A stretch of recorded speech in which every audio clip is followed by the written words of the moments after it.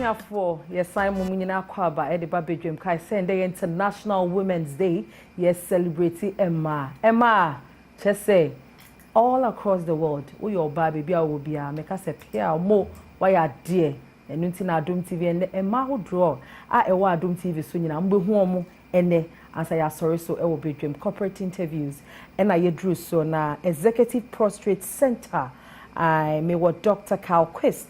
And a Dr. Theophilus Nyako, ewa ha, many more ebe chuche enkomo. Doctors, me mama kwaba. Okay. Monam, na me hu se mundru enso so wa hanti ene mombo ye. Okay. That was it. And then so my frequency and that enkomo no. And your friend na chuchu. Na chuchu. Aha. Your friend Dr. Carl Quist. Dr. Theophilus so na woman change. Okay. So better Ghana for never for you na ide ase. So what enka say Executive Prostate Center, but you start here in free hall. Ghana for in Ghana Herb Therapeutics. If say new papa neba market no so no Ghana for nim nema eye to ma je de atum. Say Ghana Herb no you can start with Ghana Balm. Ghana Balm ointment and as a balm na pain bia wo nipadua nim. Wo de kan ya meritia wa mu no na pain no kono. Ghana Balm no ye na de ba adwa so. Ye wie ne didi call be a friend Ghana Man capsules. Mema no mo paso problem. And men now more who suffer the testosterone no about form because of so many issues, because of say be a stress, because of say be a diabetes and that's a hypertension and that's a high cholesterol, because of saying don't know more form we treat this diabetes, hypertension, high cholesterol and that's a prostate problem no.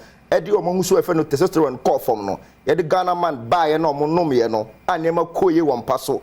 Ama mo ko adwuma meba fie no. Na adwane si table no so no mu didi a no mo yere emo mo samrane no. Ghana man capsules no ye de buy. Ghana for ye de egitu mu.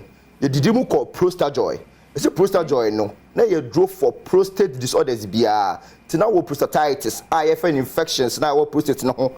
And also benign prostatic hyperplasia and as a commonly cause a prostate enlargement and as a prostate cancer edu baby near show catheter and as a rubber important no wetin ma Johnson no e di Prostate Joy ne buy no Ghana for no G2 no mema no mo nom ye no mo free dia dance bebre didim ko save 500 the ultimate immune booster na they be say no the area bia was bia no unya sa dose save 500 no now no nompe na boost immune system na ultimate kuta yarewa bia no sa save 500 no ye de buy mo G2 mu ene ye wiem wo crypto 400 malaria na say 3D a e say kunipa bebre wa Ghana no a ye de buy na say wo malaria why test na say ye say money bu wo mo janim na nompe 3 days be na malaria so ati no ni nyina no ye de buy na Ghana for ne ye de G2 mu enya cause bebre obu o se na hospital no wan fa na maduro no kam pese kam ye check up o me liver ho o me kidney ho kam pese kam ye sim analysis so many complaints by yet na say ya dwen Ghana for no ho niti no ya the Executive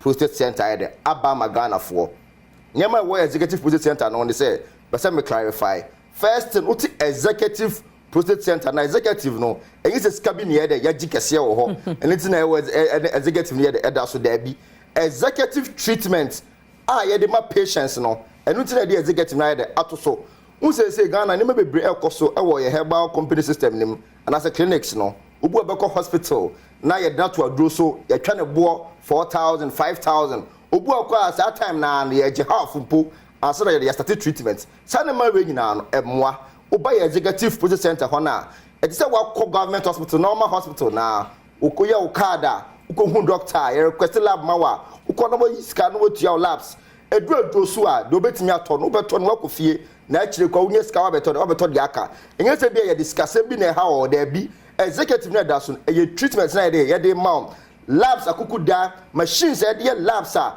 Ghana ha o pe bia de se bia uko bigger institutions pe no ye will be o ye de ya so ho scan 3D scanner se bi se twa organ etimi twa nimu etwa akire etwa nchen nya ma the exact reading no enye se bia ye estimate bibia no sane mani nyina no o wo ye ho tini nyina na executive treatment na de ma no eni tira executive ne de eda ye so process na ka ho no e say ye specialist in prostate management it prostate mu how bia de udi si aso ye ho a umfa nkofie but enye no nko na ye hwe wo ho ye hwe other OPD cases bia so be ma na ho de aba form say bia erectile dysfunction or ban say women menstrual issues mumienu na say makabom na munya awo a ni nyina de ba ya say ho a ye hwe ma diabetes hypertension high cholesterol ye hwe wo ho ye bia o de be call ni government hospital OPD case bia no oba ya say ho a ye de ye be hwa amount man say be executive prostate center ntino prostate nkwa na ye de ye hwe wona wo ye oba be ye de o da bi ngesa ya re bia no de ba ya se ho a doctors na ye wo ho de be hwa amount you were so many name ho a wo ba wo de wo ni be hu a wa be kas aha ma ba de me nko ba bia bio te na executive prostate center no command na ye be say ma hwefo na atifo nyina no ehu wo ye adwuma no ho no. Okay. I just love the presentation. Inti edra oka ho asem ni nyina na si. Ni nyina na si what okay, doc also will be ka efa ho ana. Inti eno ana Dr. Asa waka bibia because in a nutshell, wa mommy all the points. Oh yeah. I mean, watch it prostrate. Enye no nko ase say we see OPD. Enye ma ye ko OPD nyina no. And also so enye some executive prostrate keke. You do everything. It's a general. It's memu yari obi ntumi nwo emu onro. Be no bebre o. Na Ghana da mundre so. Say that. Yeah, Ghana. More Ghana. And say Ghana man. But musa more rep. Exactly. And I episode be just Ghana made in Ghana products no. Ghana Health Therapeutics, the Obama Ghana for. I see. So they are Medebeka Kakra and they say, oh, share executive prostate center. Yeah, UPSA quine so Atraco down, Accra Training College once in a making, Atraco down, Honoma, Udu Honoma, Ube ye billboards, Akesiani Nina, Ewo Honum. Yeah, Pilma Hotel on the left side, Honoma, Udu Abiso Bia, Bia Betro Bibia, executive prostate center. Na doc, mo number. Because ebi obi be share na we busa say numbers ben and na me per executive prostate center metumi any one more akasa okay e wo so nti ye numbers no eno na etwa wo screen eso no ba me wo bi so wa ha se me bobọ ma wa me ba twan me bobọ ma Ghana mu de he na ade be ma okay nti executive prostate center omo numbers no eni e 0244 727 028 0244 727 028 and a 053 7266 300 053 7266 300 me sure pa say ye fremo e benyam because aya sometimes must me the number to ye be fresa ye ka say ya fra and there be someone me do fear me say that frame no problem and the numbers no so na nyese be a receptionist bi ya doctors na numbers no and ya dey to ja so free na chichemu bi a ohia bia no ye be dey ye be chima ma directions na pa ye be dey ye be cho no aba ya se ho na bibia o say ye ma bia no so yeah then I am okay doc me pa show me fa say mo boy din ana because me nim say sometimes we be o ha edin ni keke no it scares people because I dey executive there unim say enye bete oh ebo ye ntwabo emankofo nti say bia utie na o feel say bia other places are you've been to no omo de bo eto ma maybe 3,000 5,000 near yen ni sa. Okay, na moya ni saying. Na dia ye ni say, oba ye hwa, oba ye card. Ete say na akọ normal aban hospital oba ye no sa, oba ye card. Okay. Card ne say ni bo nya den dey. Oh, mpacho debi. Mpacho debi. Ya make sure say bibia ya affordable. Enti ye din executive process center ne dey. Executive treatment ye dey ma Ghana for nyina. Executive they branding. Branding. It's just branding. Branding. It's about just say udu ye honko ade a u dance u ye sonko.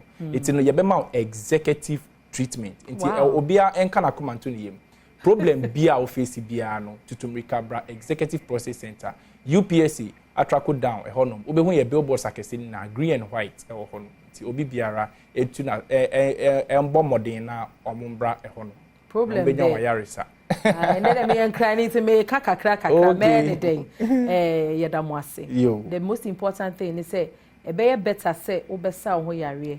And sana wudi edru abeye weduane. It's very very important. Nti nyame ensure mo na edru mo final words e wo mundru yi ho. Okay. Would emi say in Samrane die. Oh. Mema Dr. Jeffrey said the awie. Okay, doc. So there and say last week no or on Tuesday no. Yeah say ye be kasa tew afa erectile dysfunction. Okay. Ye problem ma e memma ni bebre e no ye de he. Say ka say erectile dysfunction na ye ka kosi ni say e memma mrel ye e wo. Nti o memma bi wo ho a one obehia enche na ne ho asane no oh okay the effect premature ejaculation ho a one obehia o maboa eno ne ye low sperm count na obema ne bi wo ho a o weak erection the ba say ne bema ne sorry a enche na facility ase ni na ne ye problems ahodro mmema bebre face na abode mu nyansa panhwe mu ayaye organ therapeutics any executive prostate center na treyen say mmema ne bebre a omoda BP edro so the friend hypertension edro so and diabetes edro so no most of them na esa enya erectile dysfunction it is obema bi wo